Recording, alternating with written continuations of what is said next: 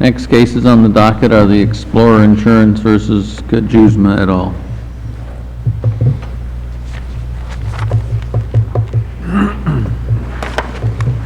Rob, before we start, I've got a visual.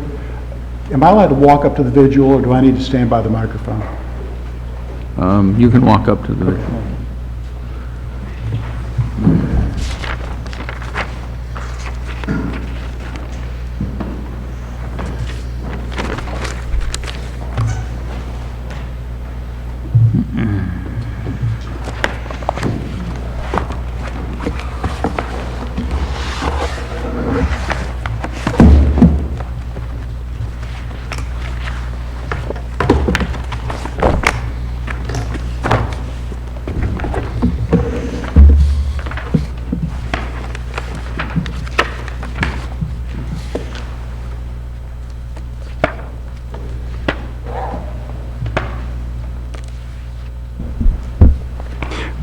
Your Honor, I'd like to get 15 minutes and then 10 for rebuttal, if I may. All right. When the yellow light goes on, you'll be into your rebuttal time. Right. Your Honor, my name is David Popper, and I'm here substituting for Don Maston. We put in a notice yesterday, and I'm here representing Explorer Insurance Company. This is an appeal of a final judgment awarding attorney's fees to the insureds under the insurance statute 627-428. By way of overview, there was an accident that took place on January 14th, 2007. A two-car collision with 3 people in the back car, which I'll call the insureds, 2 people in the front car, which I'll call bodily injury claimants. 7 cases eventually emanated from this. The first 2 are the auto negligence cases by the people in the first car, Luma and Johnson, which were filed in November of 2007. Thereafter, Explorer began to defend these cases under a reservation of rights. There was a gap in defense when in September 2008, the Insurance Defense Council quit. Explorer was not aware of that, and they picked up the defense in January of 2009. That will be material later on in the conversation. There were 3 suits filed by Lancaster Physical Therapy in March of 2008, one for each of the 3 in the car, Mr. Cajusma, Mr. Pade, Mr. Philogene, all for PIP benefits. Explorer then, a month later, after having 5 cases filed a deck action, believing that this was a staged accident.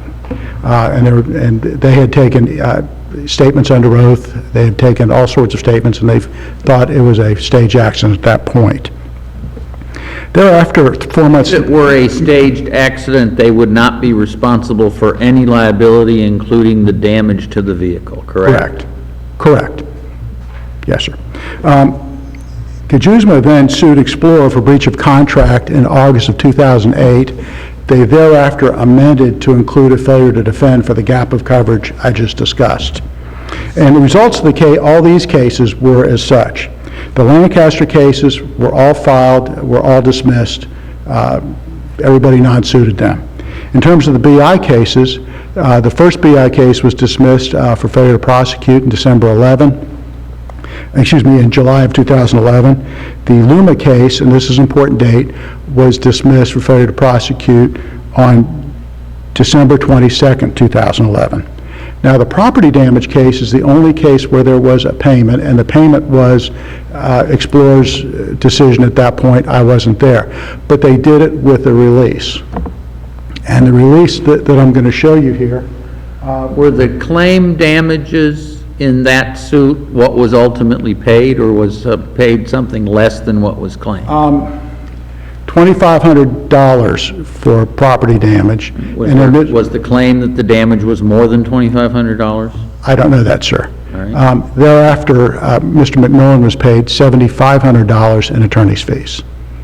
Now, with that release, the whole idea of this was this release was going to be a carve-out, and the release was could not be used in any way against the continuing deck action that Explorer was using against Cajusma. Was the release argument made to the trial court, and when was it made to the trial court? It was made to the trial court. It was made to the trial court at the motion for summary judgment hearing. We began but it was non-suited at that point. It was also argued at the entitlement hearing. All right, I think there was some allegation in the brief that it was first raised in a motion for rehearing, is that correct? Yes, sir, but that's not the way it is. For example, at this point, this release, what they're saying is we didn't plead release as an avoidance. We didn't have to plead release because we never admitted any liability to begin with. So a pure defense, a pure denial is fine. An affirmative defense basically says, yes, we agree that this happened, but. And we didn't have a but. The premise of your declaratory judgment suit as it related to the policyholder was you don't have any coverage and we don't have any duty to defend, correct? Correct. Okay. Correct. We had this carve out. If you look at this release, I approach the chart. It does say that this could not be construed as an admission of liability or wrongdoing whatsoever. Cajusma agrees that this settlement shall not be used against Explorer in any other matter. That's the deck action. It was a complete carve out. It was intended to resolve one case, but without prejudicing our position in any other case. That was the whole purpose of this thing. I understand the argument that your settlement in the property damage case can't be used. What about your defending the various personal injury claims by the passengers in the other car?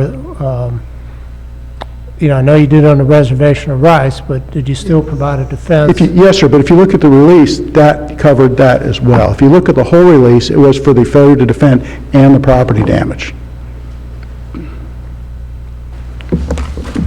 The failure to defend during the gap period? Yes, sir. Failure to but there was no failure to defend on the BI claims, except arguably during that little gap period. Correct. Correct. The question, though, I think that Judge Evander was trying to focus on was, if we look at benefits obtained, and let's assume for the sake of discussion that we agree with your position on the release, it shouldn't have been considered.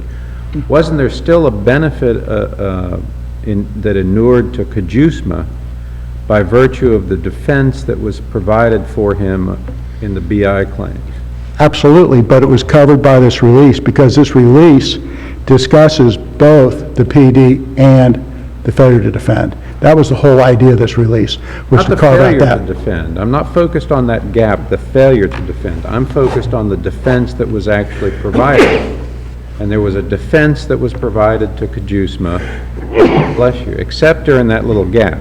So let's forget the gap. Let's forget the property damage. Let's just focus on the defense of the BI claims.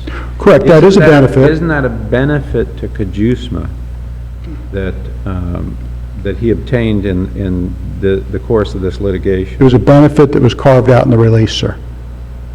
Okay, help me understand where in the language. Well, let's look at it this way. Let's look at the whole situation.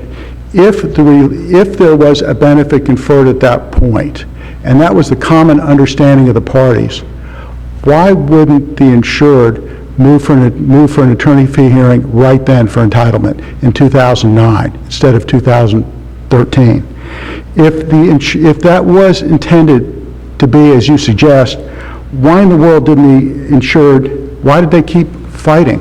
Why did they keep trying to overcome the release by saying it was fraud in their counterclaim? Why did they take all those actions if that was the understanding? That was not the understanding. The understanding was that was to cover all of that. That was the idea. Otherwise, why would they keep fighting? Why would they keep doing that? They should have asked for attorney's fees 4 years earlier.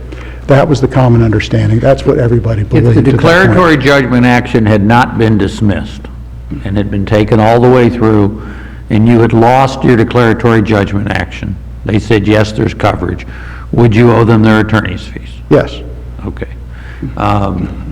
And so the fees that were incurred up to the point of your dismissal, fighting over whether or not there's coverage under this policy, whether you have a duty to defend. I mean, those were the two things you were saying. We don't have a duty to defend, and this policy's not valid, right? Right. Now, what I'm saying is that every other case, no benefit was incurred. Any benefit incurred in that case was covered by the release. Otherwise, That was the reason for the release. You can tell by the way we acted, you can tell by the way they acted thereafter. But That was the understanding. I'm focused on the BI claims. Right. The BI claims, this release was, when was this done? This was done in 2009. The BI claims were ongoing at that point. And the BI claims didn't resolve until 11 and 12, right? Correct. Okay, and again, I'm not all that concerned about the little gap period. But all during the period of the BI claims, Cajusma got a defense by Explorer with a reservation. That's true. Okay.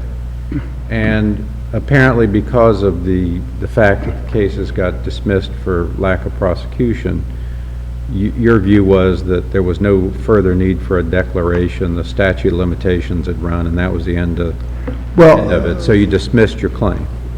Right, but let me say this. Yes, all active cases were dismissed. The whole matter was not moot, but all active cases were dismissed at that point. But as a result of, for whatever reason, you all dismissed the Well, declaration. the Luma case's final judgment was effective the day before this hearing on January 24th, 2012. The order came in on December 22nd. You have 30 days. So you say you start from the day after December 23rd to January 22nd. That happened to be a Saturday or Sunday, and then Monday was the first day. What I'm trying to focus on is the benefit that was provided to Cajusma in the BI defense, you know, that occurred long after this release was done. I mean, you continued to defend him. This is done in 2009, and you continued to defend him in 2010 and 11 and 12 until those cases died on the vine, so to Well, speak. the point is, though, is you're creating an impossible situation, because at the time of the release, we bought our piece for that. Now, should we just drop the defense at that point in order to not trigger fees? We covered that. That was the whole idea, is to say, yeah, there's a problem with defense, yeah, there's a problem, we want to pay that, and we carved it out. Now, Does the release also include the language that the release is limited to the claims which were brought in Mr. Cajusma's breach of contract suit and case number, and it's the county court case number? that's right. So here's the thing, is that, but you can read this language. It covers all cases. If nothing else, there's an ambiguity that requires an evidentiary hearing, because clearly you can look at that language, and you can look at the actions of the people afterwards, how they continue to fight, how they tried to set aside this release because they thought this release precluded them from getting a benefit under the release. They realized at that point, after this release was done, that there was no benefit inured. That's why they tried to get it knocked out in a counterclaim. Did the settlement in this case that led to the release include any agreement to continue to provide a defense in any of the lawsuits? That was implied. It was That implied. would have to be implied, because we said we're going to continue to file our deck, we're going to continue our deck action from this point forward. And we continued our deck action. That was the whole idea of the How carve-out. does that imply that you owe a duty of defense in the bodily injury case? Well, to If take- anything, it would, you could still argue you don't owe the duty. That's why you're continuing the deck action, because you want a declaration that you're okay to not give them a defense, right? Right, but to take your position is at that point, we should just drop these people and not defend them anymore, and then go like Well, that. that's what I'm... Well, we did have the reservation. That's really what my issue is. Under the terms of your settlement agreement and this release, could you have terminated your defense in the bodily injury cases without violating the settlement agreement in this case? Yeah, but you're playing Russian... Could you? Was the answer yes? Yes, but you're playing Russian roulette. We still were defending under reservation of rights at that point. Okay, but you would say, but wouldn't you say at that point, but this release covers it? You can't sue me for, I'm not doing Russian roulette, you can't sue me because this release covers everything. If you had dropped the defense in the bodily injury suit after this settlement, wouldn't your argument have been, you've signed a release, it covers everything, I'm not playing Russian roulette, you Then can't sue me for that? then you're taking a problem with possible bad faith afterwards if the resolution at the end is negative. We're here because you voluntarily dismissed the deck action. Now, if you Correct. continued the deck action, and the case went to trial, and the judge or jury decided, yes, there was fraud, then they would not be entitled to any attorney's fees, Correct. and you would have provided them a defense even though you didn't have to. Right. All right. If the case went continued on to trial, again before either judge or jury, and the determination was that there was no fraud, and that you were required to provide a defense, and you'd agree that you would owe them attorney's fees, right, in the DEC action. I mean, if you've gone to Repeat that if you don't mind. If you've gone to trial and they prevailed, the appellees prevailed, you'd agree that Cajusma would be entitled to attorney's fees. 'Cause Right. Okay. Right. So in this case, we didn't get that far in the DEC action because you voluntarily dismissed it. Correct. And at the time you voluntarily dismissed it, you had already provided a benefit. We had provided a benefit covered by the release. So basically, your entire argument is based on the release. Sure. I mean, that's it. That's the whole reason we did it. And I'm just asking the court to understand that that's exactly what their So position if the was. release had not been signed, you would agree that the payment that had been made in that lawsuit was a confession of judgment? If the release was not signed, yes. Okay. If the release was not signed, you'd agree that providing your defense in the bodily injury claims would also mean that they prevail here. Correct. It hinges on the release. And what I'm, Confession of judgment apply to both of the appellees? sorry, sir? Does it apply to both Cajusma and to No, the other? it does not. As far as the Pade case is concerned, they weren't involved in that release. They were a separate party. They've got no interest in being in this. Additionally, the Pade hearing on the evidentiary hearing for attorney's fees, or the award of attorney's fees was not even noticed for hearing that day.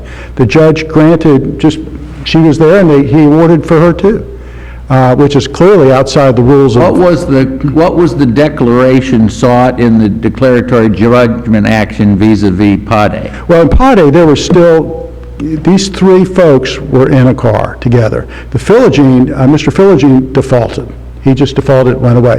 Mr. Pade had Lancaster therapy, and that was gone, but he still had another medical treatment by another company.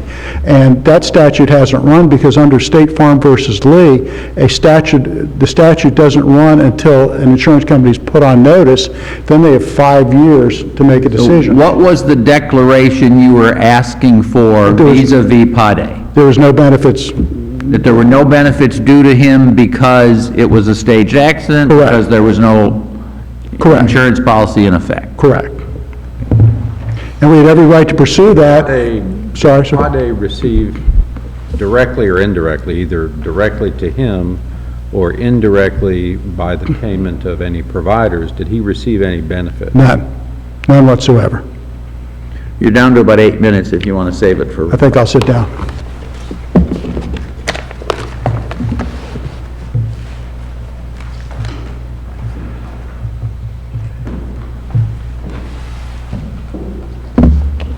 May it please the court. I'm Herb McMillan here on behalf of the Appellate Renault Cajusma. With the court's indulgence, I also have a blow-up that the court previously indicated I could use. I'd like to bring it to the court's attention at this time. That's fine. Thank you, Your Honor.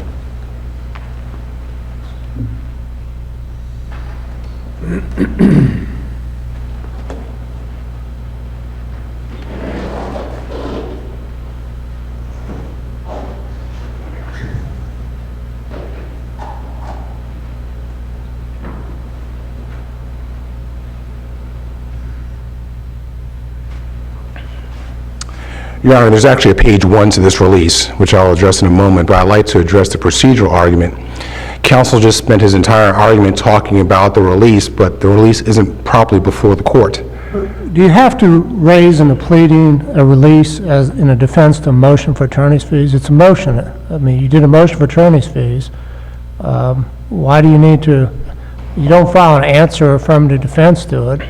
If it was argued, isn't that sufficient? No, Your Honor, because the basis for the claim for attorney's fees was actually the payment that was made, and we raised that in an affirmative defense to the DEC action where they were saying that they did not have a duty to defend or pay for my client's car. Right, but after they dismissed their claim, the reason we're here is you filed a motion for attorney's fees. Correct, Your Honor. All right. Is there any obligation to file a pleading to that motion for attorney's fees in which you raise a release? No, Your Honor, not the motion itself, but to the affirmative defense where we said that the payments constituted an admission of coverage, which is their position in this case. All right, but we're not here based on the complaint or answer. We're here on the judge's decision on a motion for attorney's fees. Yes, Your Honor. I'm not aware of any pleading obligation to say we have a release. I mean, Correct, Your Honor, not with respect to the motion itself, but the basis for the court's decision finding that they had confessed to judgment was the payment for my client's car and also the duty to defend. but in response to your motion for attorney's fees, did they argue the release? Yes, Your Honor, they did. That was in the motion for entitlement where they argued that, and that's where we raised for the first time that it had not been pled in a reply. And then also during that entitlement hearing, we pointed out to the court how the release did not apply. And as Your Honor pointed out earlier, the release was limited just to the county court case. The county court case in the release was identified by name, case style, case number, and in fact, it was even identified by where it was pending at the time. That's on page 1, which counsel didn't show you before. Compare that to the deck action. It's not mentioned by name, by case style, where it was pending, who brought it. In fact, if you only had the release to go upon, you wouldn't even know that the deck action exists. Counsel, let me ask you about the release, though. It Sure. seems to me that you want to use the release offensively, and they want to use it defensively. Their position is that the effect of this release was much broader than just the county court property damage claim. It was that and everything else. Your position is that it was a confession of judgment and that the language in the release that says that this payment can't be used against us in any other claim for any purpose doesn't mean anything. I'm not sure that I agree with them, but I'm not sure that I agree with you. What is that language? I agree. Let's just assume for the sake of my question that I agree with you that this is not a release of every possible dispute your client had with Explorer, that this was strictly the property damage claim that was pending in county court. Tell me, though, what the import of that language is. How do you get to use the fact that they made this payment in light of that language that opposing counsel showed us that, this won't be used against us for any reason in any other case? How do you get to use that in light of that language? I mean, that seems to be where you want to use it offensively against them. Your Honor, the release says that it applies to any claims that Mr. Cajusma brought against Explorer, not the other way around. As the court is well aware, this was a deck action initiated by Explorer against Mr. Cajusma. That's why we put the language in the release, which specifically limited the terms of the release to any claims brought by Mr. Cajusma against Explorer, which is not this deck action. Well, actually, the language says, Cajusma agrees that this settlement should not be used against Explorer in any other matter or in any other claims, period. It doesn't say claims by who. It actually does use the word brought or related to, Your Honor, and in fact, on page 2, if I could approach.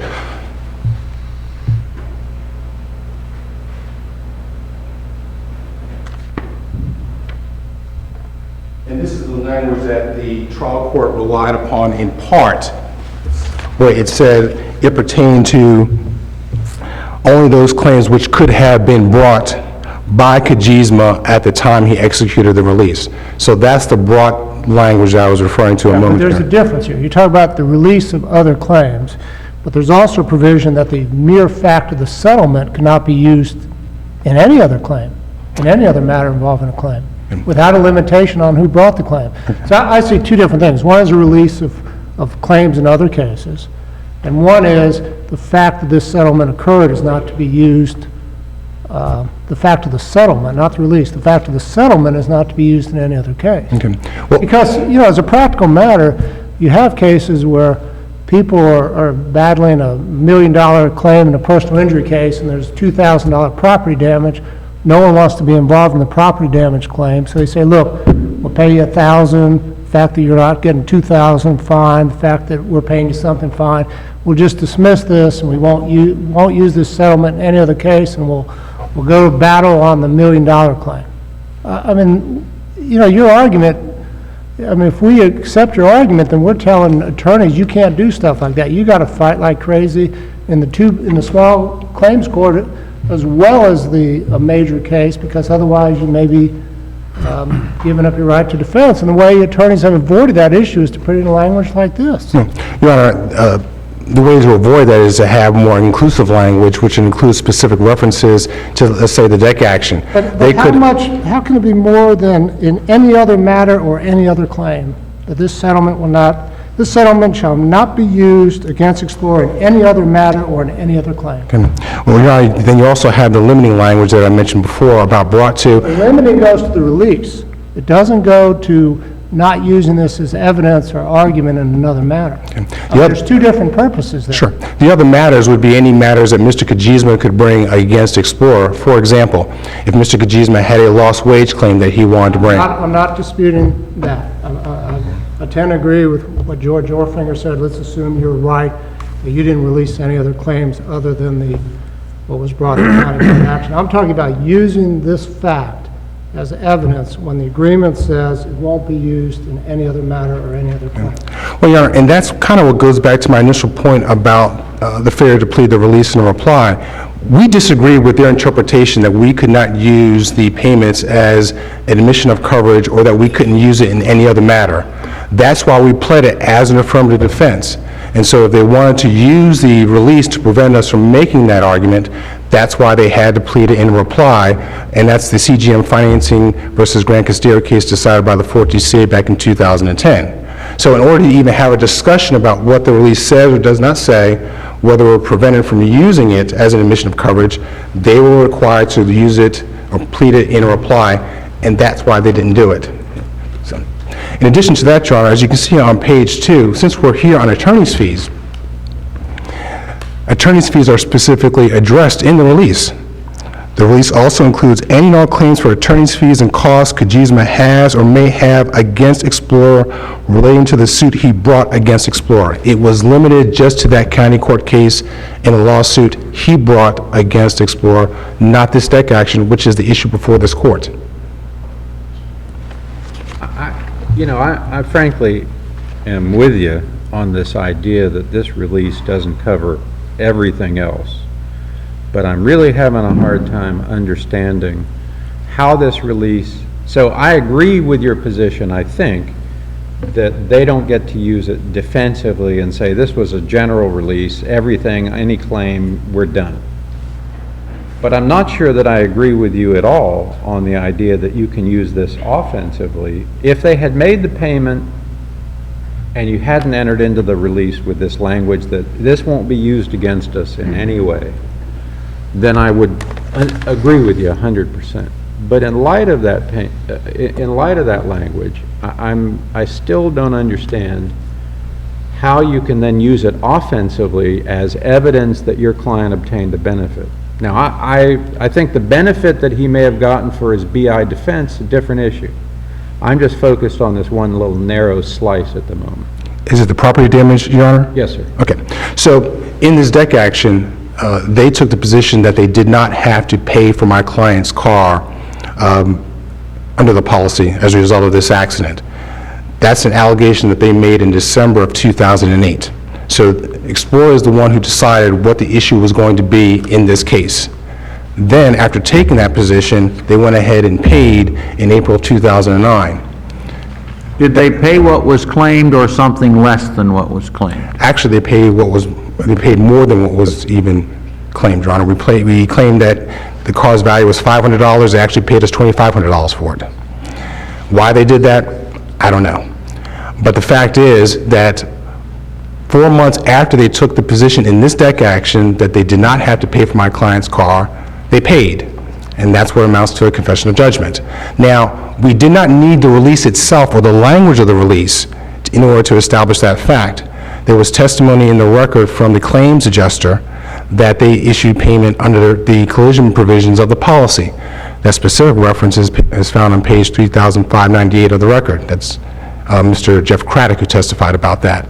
So we did not need the release or the contents of it in order to establish that the confession of judgment had existed, because they testified that they had made those payments.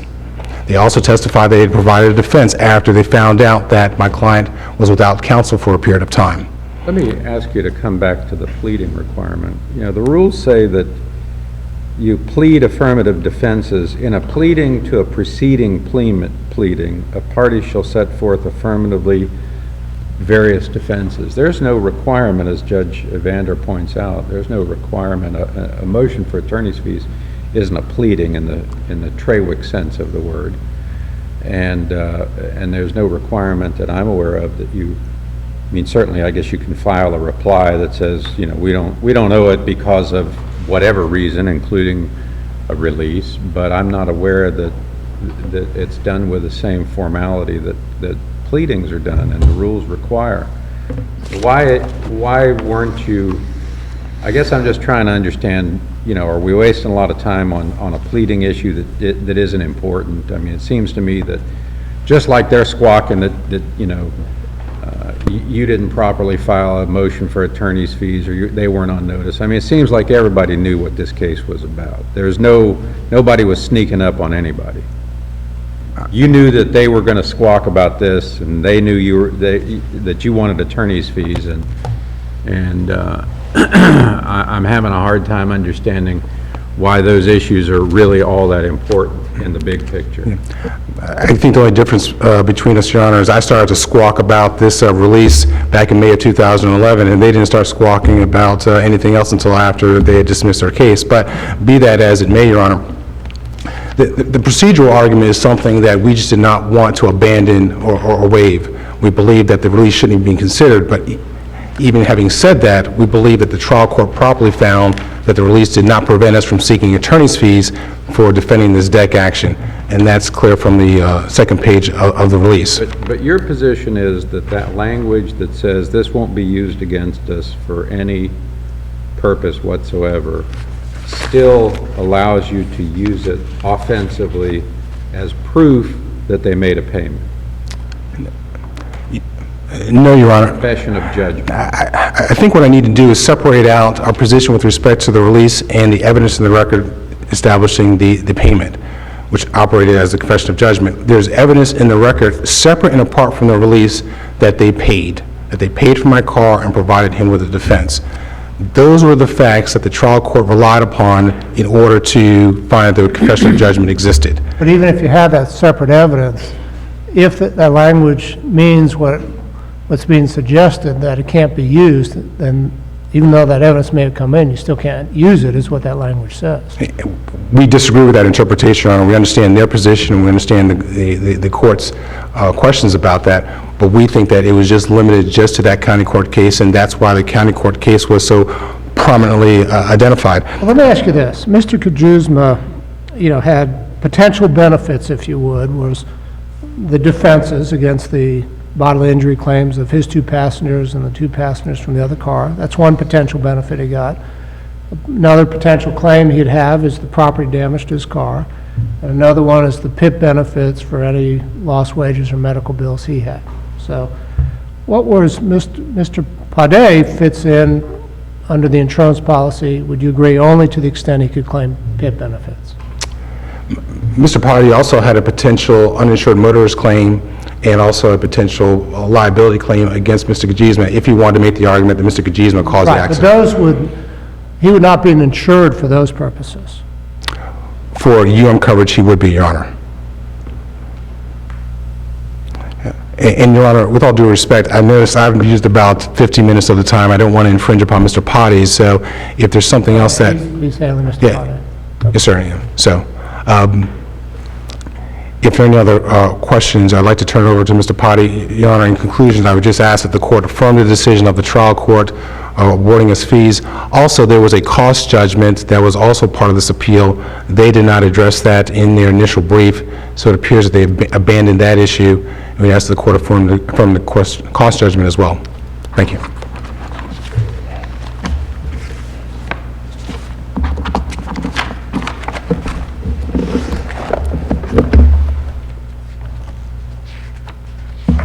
Good morning, Your Honor. May it please the court. I have the smallest notebook, and I probably have the smallest argument.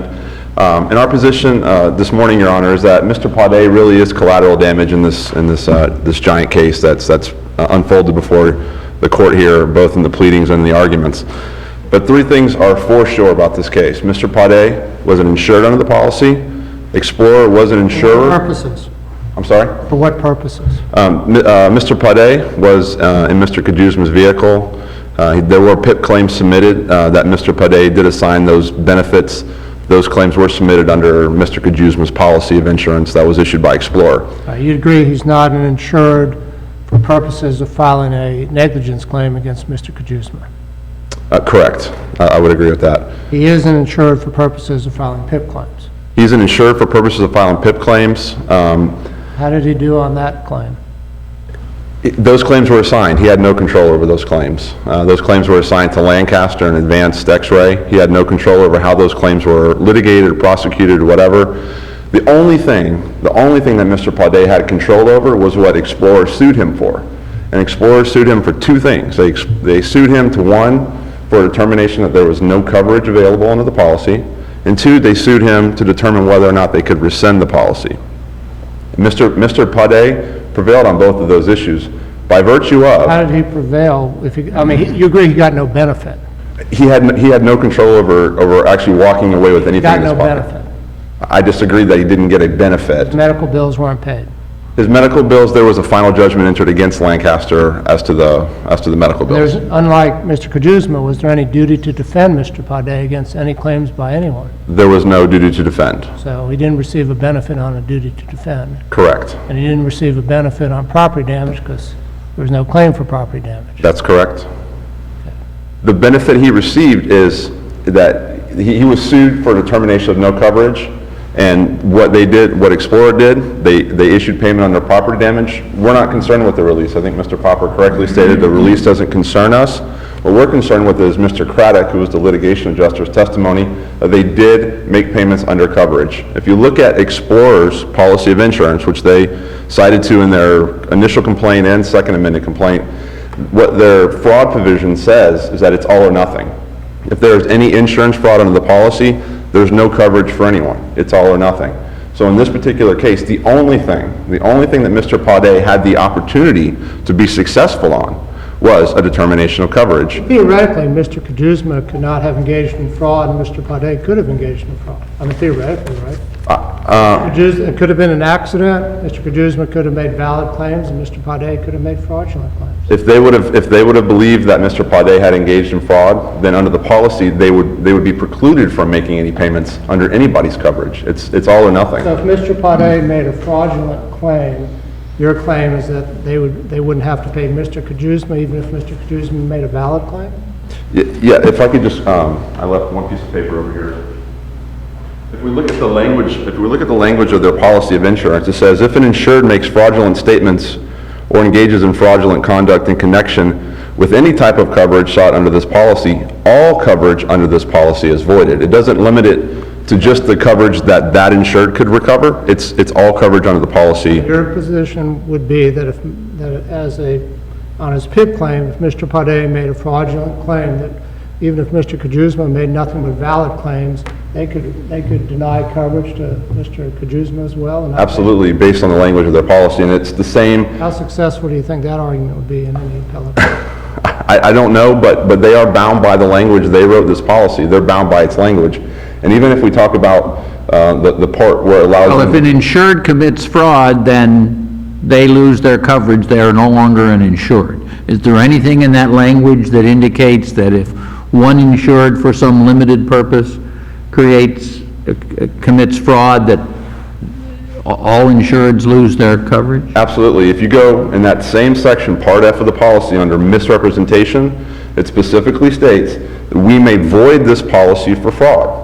So what they're saying is, not only can we deny coverage for anyone under this policy if there's insurance fraud, but we can also go as far as to void the policy. So in this case, Even if the named insured had nothing to do with the fraud and had no control over somebody else committing a fraud. that's what their policy says. And if their policy, that's what they sued Mr. Cajusma and Mr. Pade for, was a determination that they could void this policy.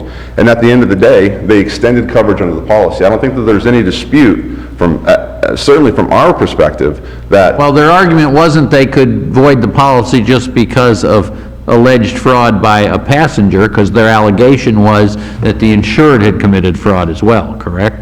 well, they're in their wherefore clause, which is the complaint that was filed against Mr. Pade and Mr. Cajusma, even from the very beginning, asked the court to, an alternative to denying coverage, to also allow them to void the policy. So I think what... Right, but they had allegations that their named insured had committed fraud. As well as Mr. Pade. Okay, but they didn't argue in isolation that Pade's fraud would void the policy, right? I believe that that's exactly the position that they were taking. I think that they were taking the position that, hey, these two folks staged this accident. The facts are inconsistent, even though when we go through the record, the allegations in their initial brief are not accurate. But they were saying, hey, somebody committed fraud here, and we either want to deny coverage for everyone, or we want to void the policy. And by virtue of the fact that they extended coverage, they at that point, they were precluded from rescinding the policy. They confessed coverage as it relates to both Mr. Pade and Mr. Cajusma. Essentially what they're asking... I still want to come back, though, to trying to understand what benefit your client got. There was no payment made to him or on his behalf, is that correct? Correct. And so if the purpose of the statute is to prevent insurance companies or to penalize insurance companies from unreasonably withholding benefits, I don't understand how your client's rights are implicated if he doesn't get a benefit and he's not entitled to a benefit. I think that question too strictly construes the policy underpinnings of 627-428. The policy underpinnings of 627-428, as explained by the Florida Supreme Court in the Lexow case, is to reimburse successful insureds. Successful insureds doesn't always mean that they're going to walk away with something in their pocket. There was no way in this case for Mr. Pade to walk away with anything in his pocket other than a determination that he was entitled to coverage and that they could not rescind the policy. By virtue of the fact that they... And that determination, at least in the DEC action, wasn't made one way or the other. Well, I disagree, because our argument is that they confessed judgment by virtue of making payment of coverage, making payment on the property damage portion of the coverage of the policy, and they didn't rescind the policy. So just like when you were asking I believe you were asking Mr. Popper about, you were providing a defense while this DEC action was pending, the same thing is true with respect to the policy. The policy was still in effect while they had made no move to rescind the policy other than filing this action. But they weren't paying. I mean, the best evidence of whether your client was getting any benefit was whether they were paying any of the claims that were submitted on his behalf. Well, and I think there's no case, and they cited no case that says that my client has to walk away with a benefit.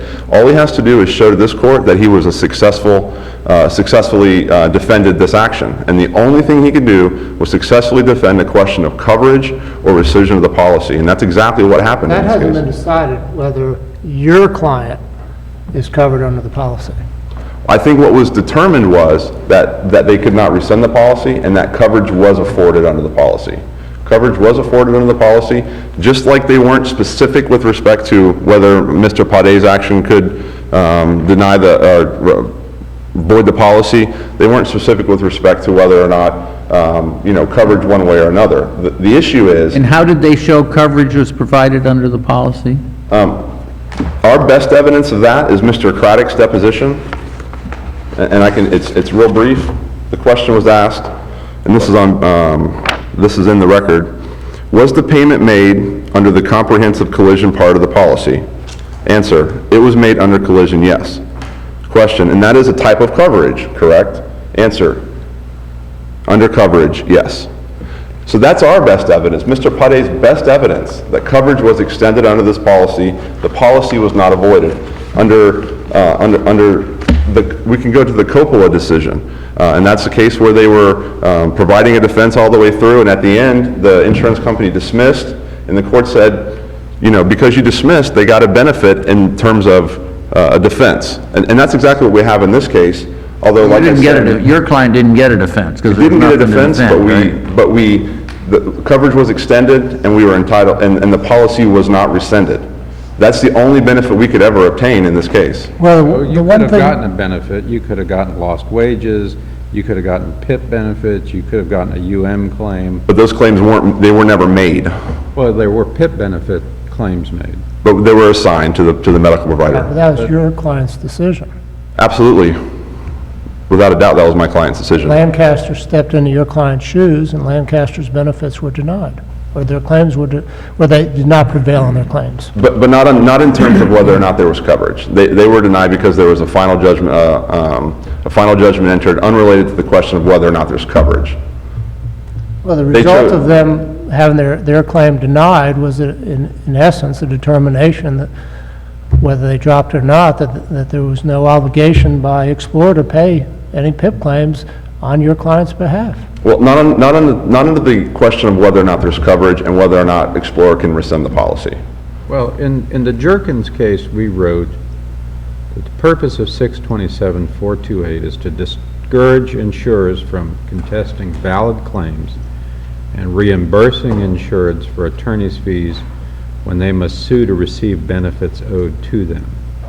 So I'm trying to understand here whether or not, as it relates to your client, they contested a valid claim, or you were forced to sue them to obtain any benefit. And it doesn't seem like, since your client obtained no benefits directly or indirectly, don't understand how the policy underpinnings of 627-428, at least as we described them in Jerkins, are implicated.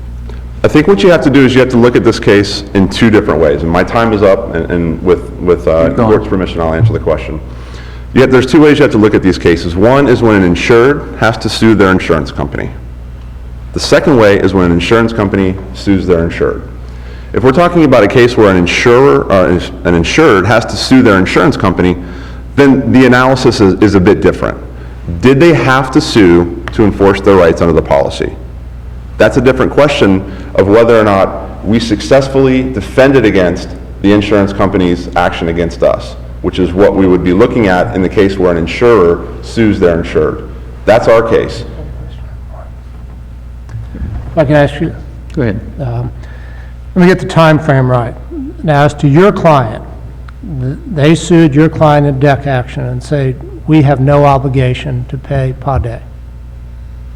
Correct? That's one of the, if we fine tune their deck action to just your client, they said, we don't have to pay, your client, he's not covered because he engaged in fraud. Would that be a fair statement? No coverage, and we can rescind the policy. Okay. So the only claim that your client had was the PIP claims, and that claim failed, if you would, by Lancaster after the filing of their deck action. Correct. And then came their dismissal of their deck action against you. Many years later. Okay. Many years later. I just want to get the time frame right. Okay. Thank you, counsel.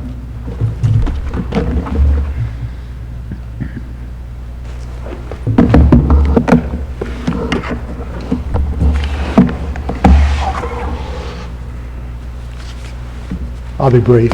On the PADE case, the PADE hearing was not noticed to be heard that day. Explorer didn't pay PADE anything. PADE's health care carriers did not receive anything. PADE did not receive any benefit from the Cajusma PADE's resolution. fraud allow you to void the entire policy if the named insured didn't engage in any fraud? No, sir. No, sir. Let me read you a couple things here.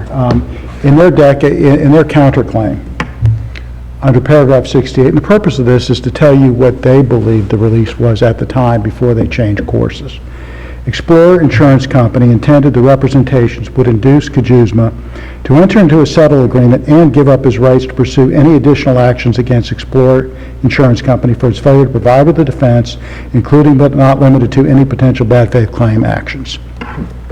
Paragraph 74, Cajusma has suffered damages in the form of relinquishing potential causes of action and defenses against Explorer Insurance Company, as well as monetary damages due to Explorer Insurance Company's concealment of these material facts. They were alleging that the release was obtained by fraud at that point. Clearly, they were trying to get rid of the release because they believed at that point that the release did prevent them from claiming a benefit. Without that with that release and with all of the other cases, no benefit was incurred but that which was covered by the release. To answer Judge Orfinger, I would like to go into read a portion of the release. After learning of the withdrawal of counsel, Explorer retained the services of another counsel to defend in the bodily injury claims under reservation of rights. And it goes on and discusses the release, the fact that was a part of it. I do see your distinction, sir, discussing the gap versus ongoing, but I don't see how else they could do it. I mean, how much plainer can you? You know, it becomes where release is so difficult because you have to anticipate the unknown unknowns to get out of the case. At that point, they wanted to resolve the attorney fee issue. They wanted to resolve the property damage case. And to resolve every possible unknown, like you're saying, you'd write a 50-page release. It gets difficult. You can see the intent, you can see how they viewed it, and you can see how we responded. That's all I have. Thank you. Thank you, counsel. Thank you both. Court will be in recess. The lawyers are invited to join us in the lawyers' lounge for coffee if you choose.